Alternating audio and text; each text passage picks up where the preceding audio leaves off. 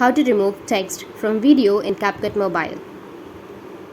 So if you want to remove text from video in your CapCut Mobile, then what you need to do is first make sure that you have an internet connection. Now if you have text on your borders, like on the upper left or on the upper right or on the bottom left or on the bottom right or on your borders, if you have your text like that, then you don't need to use your CapCut. First you need to just go with your video. Now once you're on your video, now as you can see that I have CapCut watermark on the upper left or the text on the upper left.